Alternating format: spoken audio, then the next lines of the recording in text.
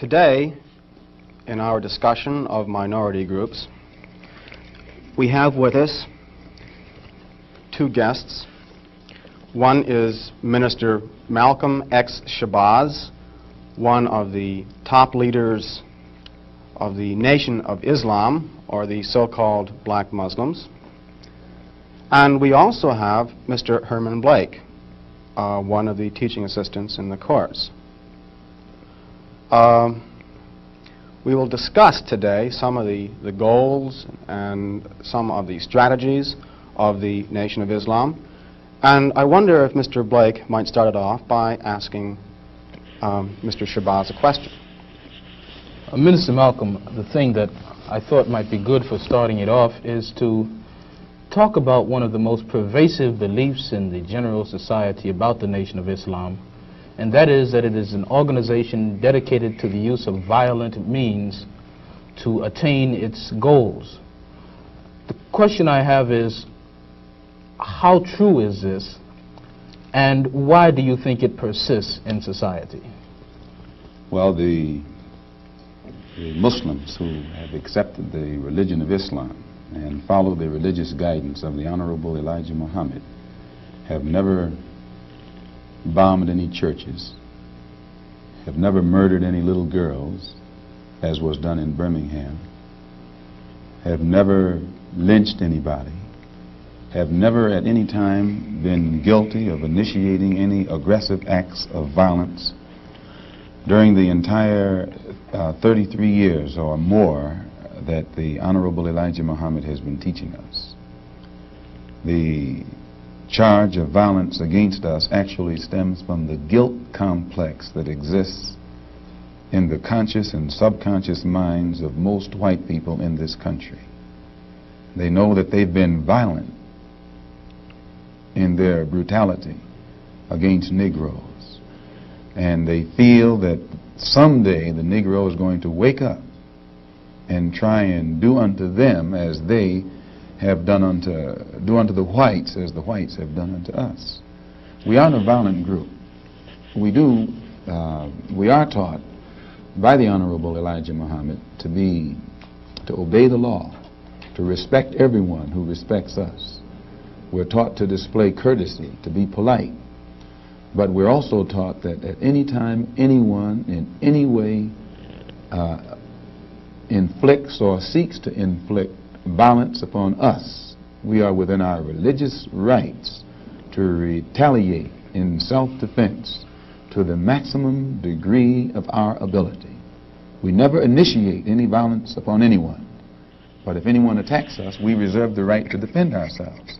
So to accuse us of being violent is like accusing a man who is being lynched, who is being hung on a tree, simply because he struggles vigorously against his lyncher.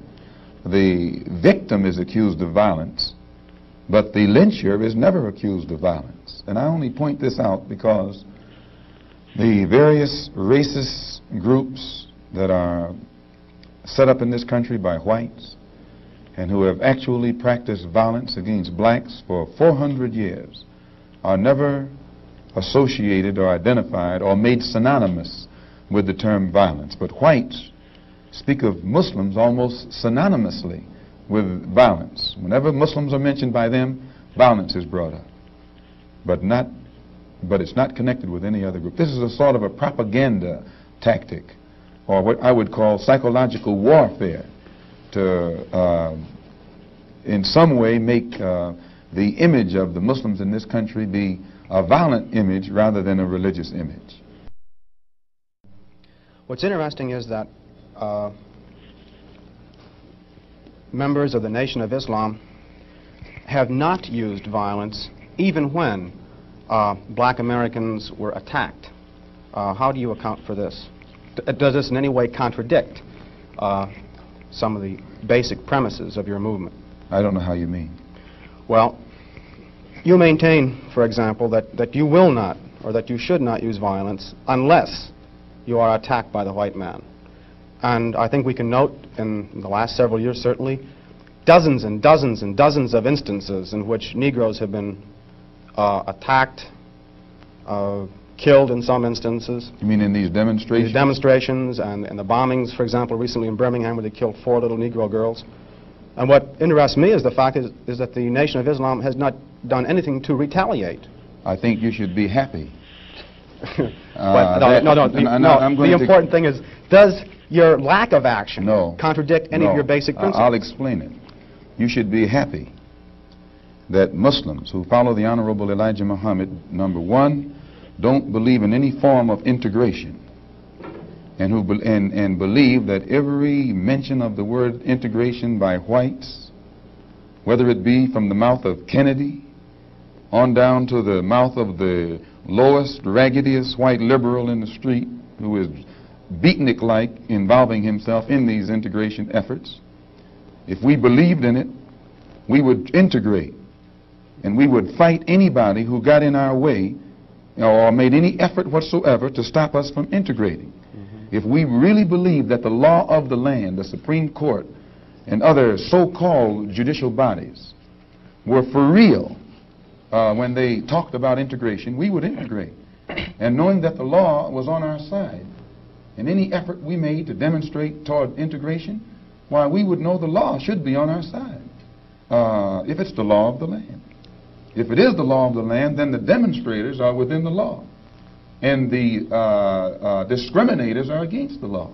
But to show you the hypocrisy of the law, when Negroes demonstrate for integration, instead of arresting the discriminators, the law arrests the demonstrators. So this is a foolish move on the part of Negroes. And when you foolishly get yourself involved with an enemy, then whatever comes upon you, that's your business. As Muslims, we believe that separation is the best way and the only sensible way, not integration. And but on the other hand, when we see our people being brutalized by white bigots, white racists, we think that they are foolish to allow themselves to be beaten and brutalized and do nothing whatsoever to protect themselves. They are foolish. They should have the right to defend themselves against any attack made against them by anyone. If a dog is biting a black man, the black man should kill the dog. Whether the dog is a police dog, a hound dog, or any kind of dog. If a dog is sicked on a black man, when that black man is doing nothing but trying to take advantage of what the government says is supposed to be his, then that black man should kill that dog, or any two-legged dog who sicks the dog on it. Should other black men help that particular person who was attacked? I think you'll find, sir, that there will come a time when black people wake up and become intellectually independent enough to think for themselves, as other humans are intellectually independent enough to think for themselves. Then the black man will think like a black man, and he will feel for other black people. And this new thinking and feeling will cause black people to stick together. And then at that point, you'll have a situation where when you attack one black man, you are attacking all black men. And this type of black thinking will cause all black people to stick together. And this type of thinking also will bring an end to the brutality inflicted upon black people by white people. And it is the only thing that will bring an end to it. No federal court, state court, or city court will bring an end to it. It's something that the black man has to bring an end to himself. Minister Malcolm, let me, on the basis of your two remarks, ask a double-pronged question. One, is it then your assertion that the laws with respect to how Negroes are supposed to have equal opportunity and equal rights in this country are not meaningful or believed by whites? And secondly, what is your opinion and attitude toward the civil rights movement in general, and particularly the Reverend Martin Luther King and his philosophy of nonviolent direct action? If the white people really passed meaningful laws, it would not be necessary to pass any more laws. There are already enough laws on the law books to protect an American citizen. You only need additional laws when you're dealing with someone who is not regarded as an American citizen. But whites are so hypocritical. They don't want to admit that this black man is not a citizen. So they classify him as a second-class citizen to get around making him a real citizen. If he was a real citizen, you'd need no more laws. You'd need no civil rights legislation. Civil rights, when you have civil rights, you have citizenship. It's automatic. White people don't need laws to protect their citizenship because they're citizens. But they don't want to tell us we're not citizens. And at the same time, they don't want to pass laws that are meaningful enough to protect us as if we were citizens. And the Supreme Court desegregation decision is the best example I know. That's a law from the Supreme Court. 10 years have gone by. No desegregated schools. It hasn't been implemented beyond, I think, 9% in 10 years. So this just shows you the hypocrisy of the American white man. They talk out of both sides of their mouth. And for this reason, we who are Muslims, that is, who believe in the religion of Islam, who believe in God, we don't believe that black people will ever get any problem with laws being passed or new persons being put in office, white liberals being put in office. There is nothing that the white man will ever do to bring about true, sincere citizenship or civil rights recognition for black people in this country. Nothing will they ever do. They will always talk it, but they won't practice it. And with the Supreme Court, if the NAACP can tell me that they want a desegregation decision for me 10 years ago, but yet the schools haven't been desegregated, as I say, this is a victory with no victory. It's a victory that you can talk about, but it's a victory you can't show me. So if you represent the NAACP and you are telling me about this great victory you won for me, when I look at you, I have to conclude that either you have been duped yourself or else you are trying to dupe me. And in most instances where the civil rights struggle is involved, there is no civil rights leader can point to me one concrete gain, practical gain, that black people have made in the civil rights field in this country, not only during the past 10 years, but during the past 100 years. Now, the other part was with respect to Mr. King and the nonviolent direct action. Well, I will let Jimmy Baldwin and John Killens and Lou Lomax, the writers, answer that. Speaking right after this church was bombed in Birmingham, Christian church was bombed in Birmingham by Christians too, mind you, and these 4 little girls were murdered. John Killens and James Baldwin and Lomax and the Negro writers and actors had a meeting at the town hall in New York, and Killen pointed out concerning these murders of these little girls, said the killings had raised doubts about the intelligence of the nonviolence in the civil rights struggle. He went on to declare that he could no longer be asked to love those who persecuted and killed Negroes.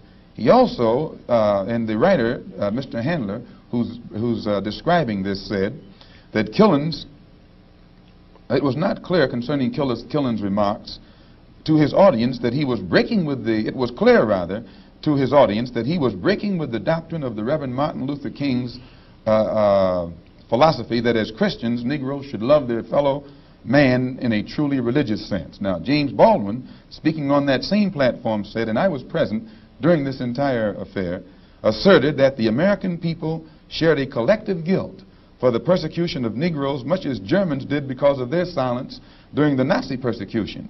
He denounced President Kennedy for what he termed Kennedy's lack of passion in the civil rights struggle. Mr. Baldwin said that there could no longer be a Republican Party for the Negro people as long as it listed a Barry Goldwater, nor a Democratic Party for the Negro people with a Senator Eastland on its roster. He asserted that the federal government acted swiftly and energetically, that unless the federal government acted swiftly and energetically, future slaughter would make Birmingham look like a dress rehearsal. And now, what do I think about King's attitude? King's right-hand man, Wyatt Walker, at King's convention, according to the New York Times on September the 26th, said, quote, "We have been duped. meaning these persons involved in the civil rights struggle, of which King is the symbolic leader. His right-hand man says, and I quote, "We have been duped or have duped ourselves into believing that the chains have been broken, when in truth we have only been chained more securely. Half freedom has in many instances been worse than no freedom at all." Why, don't ask me what I think about their struggle. I can tell you what they think about their struggle. And they are pointing out that it is becoming more difficult every day for the civil rights leaders to keep the masses of black people nonviolent and long-suffering and patient, and keep them from becoming disenchanted. I hope that answers your question. Well, now there's a new party which has started on the East Coast called the Freedom Now Party, an all-black organization. Would you comment upon this and also upon the possibility that the Nation of Islam might begin to turn some of its attention to the political arena in view of the fact that it is in the political arena that Negroes have not been able to in any way get justice, as has been pointed out in your previous statement? I'm not familiar with the Freedom Now Party. I'm not too familiar with politics, period, only that in the sense that white politicians have usually been very hypocritical where the so-called Negroes are concerned. So I'm a bit disenchanted with politicians and politics. The Honorable Elijah Muhammad is a religious man, and his teaching is religious and his solutions are religious. The Freedom Now Party, from what I understand, is headed by a lawyer named Conrad Lynn.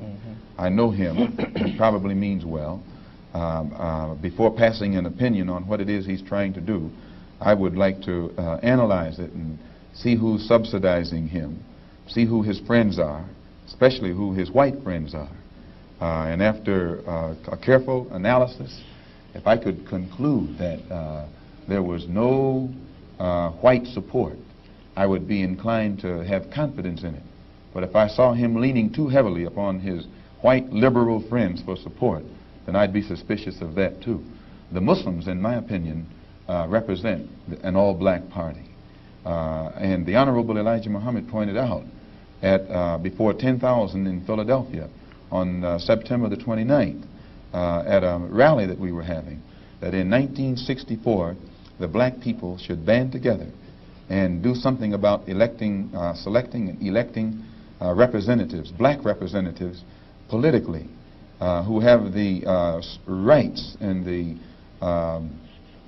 the best interests of the black people at heart, and that we should also unite together and sweep out of office all of the black political puppets who are used by the white power structure to continue white supremacy in our communities. In that regard, would you include Congressman Dawson, for example, from Chicago, and some of the people who represent him on the Chicago City Council? In which regard? In the area of acting as a puppet. I don't know what Mr. Muhammad's opinion is of Congressman Dawson. They both live right there in the city of Chicago together. I don't know what his opinion is of Congressman Dawson. I'm suspicious of any Negro, be he politician, be he clergyman, or civic leader who is constantly patted on the back by whites. I have a tendency to lead toward the Negro politician who is constantly condemned by the white power structure. This is my thought pattern. I'm giving you an insight of it. You, though, mentioned Mr. Lynn and saying you'd like to know who his white friends are. Now, I'm wondering if you didn't make a contradictory statement in Muslim terms by using white and friend in the same phrase. That is I to use say, friend in quotes. I see. In other words, if a black man cannot have a white man as a friend. He may have a white man who's friendly, but being friendly and being a friend, I think, are two different things. I think there are many whites who act friendly toward Negroes. A fox acts friendly toward the lamb. And usually the fox is the one who ends up with the lamb chop on his plate. The wolf doesn't act friendly, and therefore the wolf has more difficulty in getting the lamb chop in his plate. I'd like to point out, though, that... I say that because it is usually if you study the structure of the Negro community, economically, politically, civically, psychologically, and otherwise, it's controlled by the white liberal, who usually poses as the friend of the Negro, who actually differs from the white conservative in the same way that the fox differs from the wolf. Their appetite is the same. Their motives are the same. It's only their mannerisms and methods that differ. I would agree that no doubt there have been a large number of whites who have posed as liberals and as friends of the Negro and who have time and again betrayed the Negro. On the other hand, I think one could point to a large number of whites who have struggled for civil rights, for equality, and have got little or nothing out of it, other than quite a few bruises. Give me an example. Well, the large number of white students who have gone into the South, for example, working for SNCC and other organizations. Not working for SNCC or other organizations, but working for the white political machines who benefit by the voting efforts of Negroes. Okay. I'll be more specific. I would cite Herbert Hill, for example, as a kind of person who has championed Negro job rights, for example, in New York City and elsewhere. He has fought the political machine. First time I met Herbert Hill personally was when they were picketing to stop the working on the Harlem Hospital in Harlem. Negroes for 10 years had to fight the city to get an annex built on the Harlem Hospital. Because in Harlem we need a hospital more so than anything else. Our people are sick. Plus we do a lot of cutting and shooting of each other, though we profess to be nonviolent. And Herbert Hill brought his forces out and stopped the working on that site. This is the first time I ever saw him. Then when work was brought to a halt on a hospital in Harlem, the same was tried to stop the work at the Downstate Medical Center in Brooklyn, which is predominantly white. They were out there for 3 months during the summer. Couldn't stop anything. And I never saw Herbert Hill out there one time. Now, whenever it takes a stoppage of something that's going to affect the white man, you find the white liberal absent. But when it involves something that primarily will affect the best interests of black people, and black people only, then that white liberal is present. Herbert Hill is the labor secretary for the NAACP.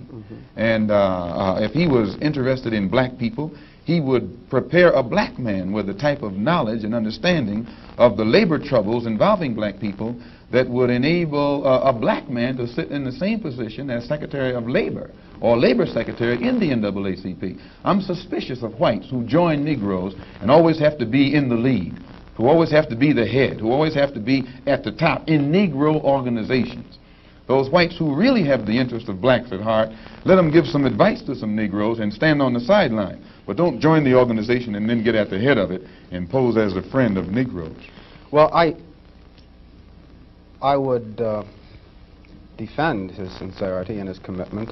And more than that, I would say that just because a person is a Negro or a black American does not mean that he's going to struggle for Negro rights or for jobs for Negroes or anything else. I think that today you could point to a large number of Negro leaders who have consistently betrayed Negroes in a whole host of areas. They aren't really Negro leaders. These are puppets that have been put in front of the Negro community by white liberals. These are parrots that have been put in front of the Negro community by white liberals. You can't name me a Negro leader who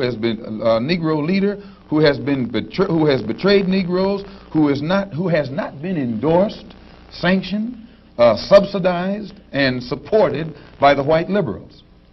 Minister Malcolm, I'd like to... Well, I could cite one example would be Congressman Dawson, for example, in Chicago.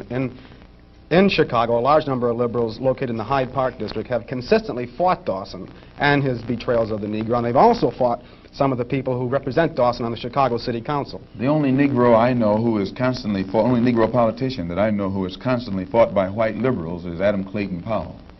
And they call him a racist because he speaks so bluntly on the race issue. But I'm not, as I said, not too familiar with Dawson and his work. Let me return to the Nation of Islam per se, Minister, by raising a question which struck me as a result of reading some of Baldwin's work, namely The Fire Next Time.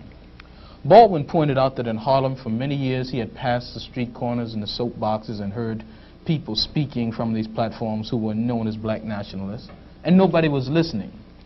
And he said all of a sudden he realized that people were beginning to listen to the Muslim speakers on the street corners in Harlem.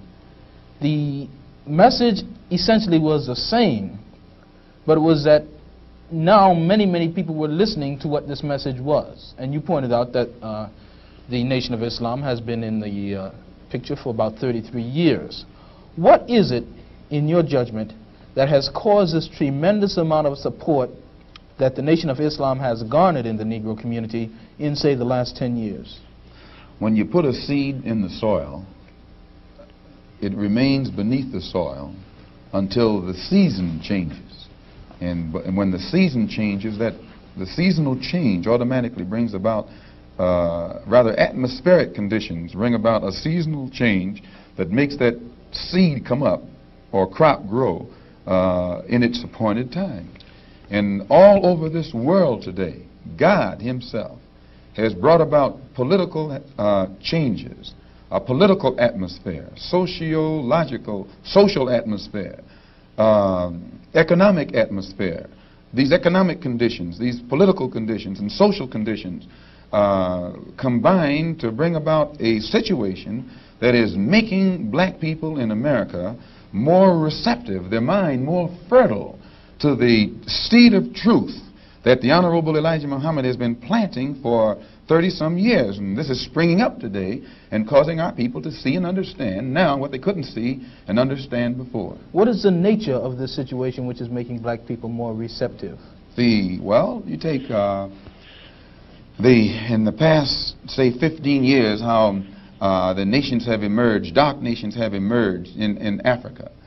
Prior to 10 years ago, most Negroes identified Africa with a savage, jungle-like place. And whenever you mentioned the word African, in their mind's eye, they could see the image of someone running around with a spear, with no language, who'd say ugga bugga boo or bwana or something, and who'd be in a jungle running from lions or chasing lions. But then when, after the war, when the United Nations was set up in New York City, black people began to look at men like Tom Mboya. They began to look at men like Nkrumah. They began to see men like Lumumba. They began to see men like Nasser. They began to see these Belowa and Azikwe, who could exchange intellectually with whites on an international level in a political form and hold their own. This made the black people in this country realize that what the Honorable Elijah Muhammad had been teaching all the time actually had substance. And they began to turn it over in their mind and see that what he was saying had more weight to it than what these other Negroes were saying. And they began to identify themselves with the black world and the black struggle more closely than they identified themselves with this so-called white world. Let me ask you a question with respect to a statement which Essien Udom quotes as being on a bulletin board in the University of Islam in Chicago by the Honorable Elijah Muhammad. According to Essien, Mr. Muhammad states, "Up, you mighty race. You can accomplish what you willed. Build your future on these foundations: freedom, justice, and equality." What is the definition of freedom, justice, and equality for the black man, and where and when is it to be attained? Well, take equality first. The Honorable Elijah Muhammad doesn't teach us to associate equality with whites. Equality has nothing to do with whites. We don't want to be equal with the white man. He's not the criteria or yardstick by which equality is measured. He's not in a position to tell us we are equal. It's not his right. It's not his to do. Equality, we want equality. We had equality before the white man was created. We had equality before the white man came into existence. And we want equality whether the white man is on this earth or not. Equality means the opportunity to develop all of our dormant potential, all of our dormant capability. And in developing this dormant capability, the right and the ability to stand on this earth on some land of our own and bring about a civilization and a society in which we will be completely independent complete freedom to take care of the needs, to take care of the wants and the likes and the dislikes of our people, to establish our own nation, our own society, our own heaven, our own future.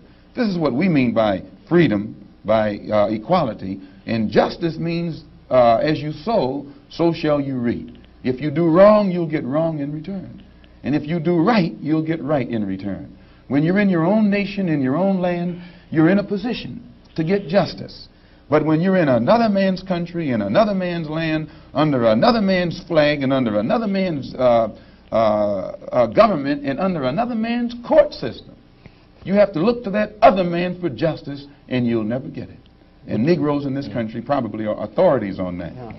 To what extent does this formulation approach that expounded by Zionists? They, for example, many Zionists maintain they could never expect justice in the Tsarist courts and the courts found in other countries in Eastern Europe and so on. And they decided that it would be wise to establish a separate state in Israel. And all of the world powers got together, the white world powers, I should say, got together and helped all of these white Jews to establish a separate state in the heart of a dark-skinned people's territory. And if white people can get together and let other whites, help other whites to establish an independent nation right in the midst of dark-skinned people, and then we don't see where white people should be so much against the Honorable Elijah Muhammad's solution, not of setting up an independent dark nation in a white people's property, but he's asking the opportunity to set up an independent nation on our own continent. Let us leave America and go back home among our own people on our own land and set up our own independent society. But all he says is that this government, which made us slaves, should supply the transportation for us to get back home and give us all of the machinery and the tools necessary for us to till the soil and establish our own agricultural system to feed and clothe our people, our own economy, and in some way become an independent people among our own people on our own continent. This is intelligent. And Zionists should never criticize us. You say then that the United States is not the black man's country. Definitely American laws not. are not black men's laws. No. American laws are not the black man's laws. Well, the laws here in America were made by white people for the benefit of white people. The Constitution was written by whites for the benefit of whites. It was never written for the benefit of blacks. And when you read the Constitution, I think in Article 1, Section 2, or Section 1, Article 1, some one of the two, and it's in the Constitution, it says that it classifies black people as 3/5 of a man. 3/5 of a man, subhuman, less than a human being. It relegates us to the level of cattle, hogs, chickens, cows, a commodity that could be bought and sold at the will of the master. No, it was written by whites for the benefit of whites and to the detriment of blacks. And when a black man stands up talking about his constitutional rights, he's out of his mind. Minister Malcolm, in our textbook, which the students have read, supposedly, there is a statement, which is a quotation from Essien and essentially that from Lincoln, to the effect that the Nation of Islam does not have a great deal of support in the Negro community in this country by and large. And a recent national poll of American Negroes found that leaders and rank and file, according to their statistics, supported the Reverend Martin Luther King somewhere over 90%, whereas the support and favorable rating that they gave Minister Muhammad was less than 20%, and somewhere around 45% of them gave an unfavorable rating to Mr. Muhammad. What would your response be in terms of Baldwin's statement that this is a growing thing and the kinds of evidence that we have that there isn't much to it? Well, that statement I just made concerning the Constitution is Article 1, Section 2 in the Constitution, where it classifies us as chattel. Baldwin did point out that Mr. Muhammad has the only grassroots support and is the only one whose whole following operates or functions on a mass vehicle. And I think Baldwin told Dr. Kenneth Clark that Martin Luther King is at the end of his rope. Now, concerning the poll taken by Newsweek magazine, I think you said that this was the leaders who said that, who went with King and against Mr. Muhammad around 90%. I just told you a little while ago, these leaders that they call leaders, this included Lena Horne, this included Dick Gregory, and this included comedians, comics, trumpet players, baseball players. Show me in the white community where a comedian is a white leader. Show me in the white community where a singer is a white leader, or a dancer or a trumpet player is a white leader. These aren't leaders. These are puppets and clowns that have been set up over the white community and over the black community by the white community, and have been made celebrities and usually say exactly what they know that the white man wants to hear. And it is an honor, actually, that they endorsed Dr. Martin Luther King and were against the Honorable Elijah Muhammad. That's actually an honor. Now, when you say that they also, in this same Newsweek poll magazine, I think the pollster said that he went into the Negro community and asked about the Muslims. And many Negroes whom he asked said, well, I never heard of the Muslims. Who are they? You know, this is the rank and file we're talking about. Oh, yeah. Now, when they got down to the rank and file, this was the answers that they got. This is equivalent to the situation in Kenya during the Mau Mau uprising, when many frightened whites in Kenya, Africa, would go among the Africans and ask them, what about the Mau Mau? And the African would say, I never heard of them. And the same white man who would ask the African this question and very naively believe what the African said, when he went to bed that night, he would lose his head. And usually the one who took his head was the same African who told him that afternoon he had never heard of the Mau Mau. Except in the Newsweek poll, they used Negro interviewers. You'll find that oftentimes Negroes are as much on guard around Negro interviewers, who usually represent the bourgeois element of Negroes, as they are on guard around whites. Usually Negroes know that when this bourgeois Negro walks through the door, he is not doing something that he's initiated himself, but he's involved in something in which the white man is the absolute author of and has sent him to the Negro community for some information. And when they give that Negro some information, usually they give him the information that they want him to take back to the white man, because that's who he's going to take it back to. 4 more minutes. Our time is just about up, Minister Malcolm, and perhaps you could summarize and conclude by giving us, in your opinion, or in the opinion of Mr. Elijah Muhammad, what would be the ideal solution to the racial problem in the United States today? Well, on Thursday, October the 3rd, the New York Tribune, in an editorial, pointed out in Boston, in an article called The Civil Rights Iceberg, they pointed out how Kennedy had realized that beneath the water, the civil rights whole problem was political suicide. Because in his own hometown, the head of the Board of Education, a woman named Mrs. Hicks, was running against the NAACP philosophy, and she swept aside all other opposition. The whole white community supported her in opposition to the NAACP's desire for integrated schools, integrated housing, and otherwise. So I say that to say this, that even the Jewish community, which is supposed to be pro-liberal, went against the NAACP. Whites are against integration in practice, but they're for it in principle. So the only solution is separation. And the Honorable Elijah Muhammad says that this can be brought about simply by letting our people be exposed to the truth about ourselves, about the white man, about our history and our condition in this country. And once we are exposed to the complete truth about things as they actually exist in this country, the masses of black people will choose complete separation from this entire system, political system, economic system, social system, and whatever other aspect or description or adjective you want to attach to it.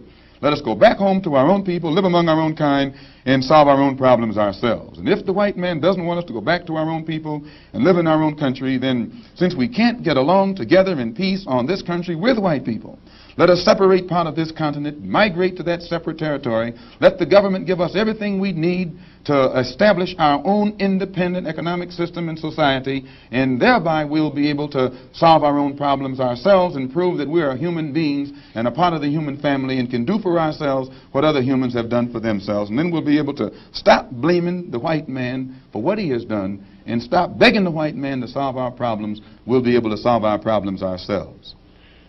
Thank you very much. That's it.